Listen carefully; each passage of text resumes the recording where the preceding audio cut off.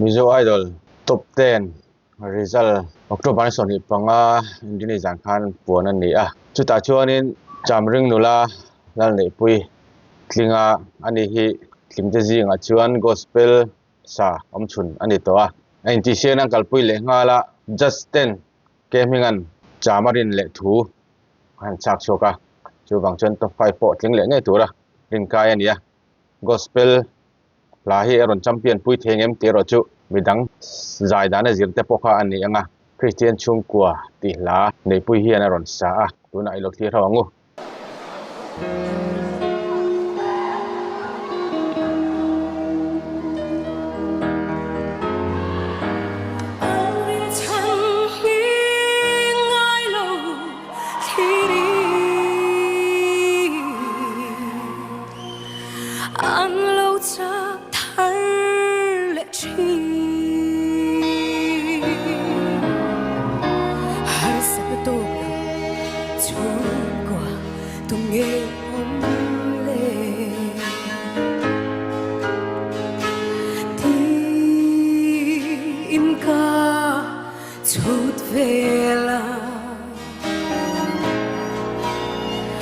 Abraham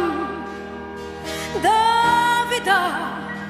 Pui thiam Elia te meu bokha Har sat na tok lo chung qua tu nghe om le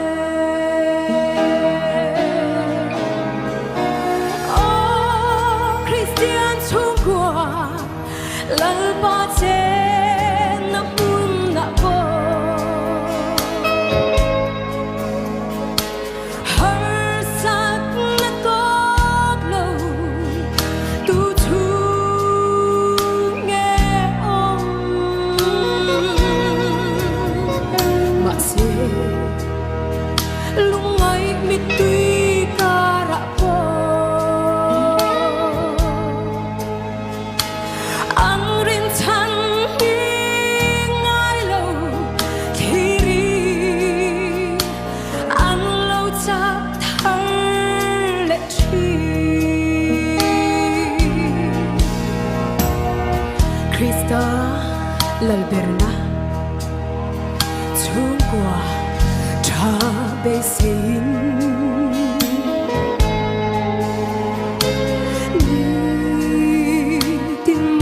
cham mit loving ma se he khove se tang lan na rama hianin mit tui luang fo chi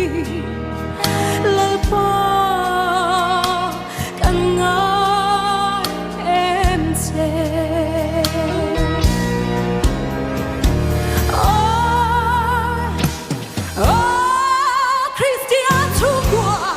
akiron thakla hi alakin ba ba pok maya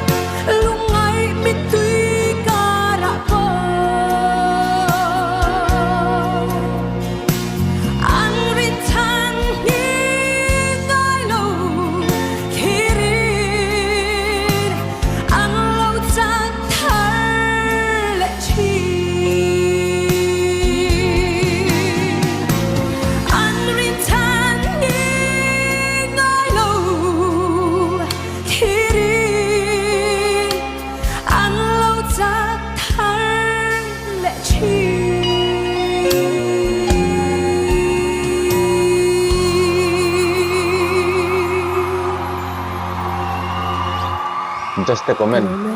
ngai thak chun jong leila nei pui ngai sak lo tum che poni ilamo zani nei zaya khan atlar khat na to patang khan bin man bet ngala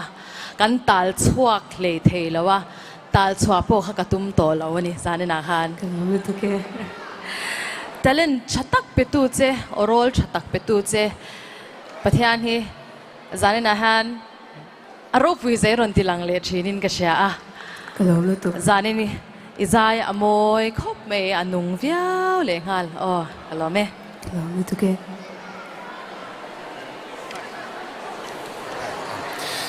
Kan len ring thul deu kan swing nei pui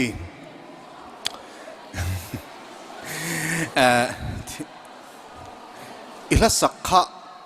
kalau ngai thak chan tir le kalau mu hian competition ang chi tan chuan sak chi lo ani yang em le ti ngai dan kan ya chuti rualin crusade vela sak chi ni ngem ti ngai dan kan ai ni chu ama ro chu ni mizawai to la hian eng style nge ro pui zo kan thang don lova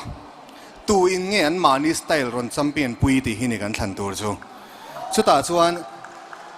ihla sakha iron sange mema ani dan tu dik tak in ron sa ka tia ke phei chon crusade omang velin kalawin nga in ka ria Kalami to ke. atom nan chuan mizawai dola hian cham ring kholam pang hian cham reng hi vari nom chaudon ve toro Kalami to. Nei pui hei zani na tan chuan komena poto bertur ani to chu vai na to bera kan tie katia itlak du min lo ti ni poina top na ni deu to boka chu vai na top kat chu chan pakhat ania buliron chan atang khan thin lung kha khoi ngala ni hei tuna po hian engtinge min ti pa ngai lo kan ti diang izai khan mo izai chalut tuka tin ato pa khan in ron tia in ron tinon le te po ha min bum chiang lu tuka iron sa sual ve pal do na mo ko ti kalau hlau man lu tuka ma se ke mani kha min ron bum de ya atha ka ti lu tuka tin amma sa apo khan damna kimi saka po khan athuno na itisang ani athuno na ti san te hi thil har lu tukania khanga khan buai na inei lo ni chu nang ma hian ka fak tok chia tin kha ama khan kan soi thin pakata chuan otsak lu tuk nei kan ti thin khan zanin hian onem dam lu tuk iron ti chuak le a kha aro pui ka tia chuanin atop nan tak kha hla kha ui sapachuau phua kha ania chu engwai nge tiang te soi hun aniem le anti mei thea ma se heng platform lian lu tuka soi ka chak pakhatani iron saka kha mingte he hla ka phua chan hi chu mi hian christian chung kwa kan ngai dana hian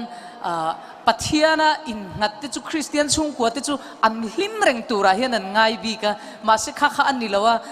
mishing na hian har sat na tam takan to changa isua wanga hlim le thin te kan har sat na to te wanga hlim le thin te hemi te ka phua chana christian chung ko dik tak ni na jok chu ni ti kha na soya chu a phua chana pakhata ka soi chak ema chu kan tar lang ve ni ro se kei po ila cham karing Kalami to ke.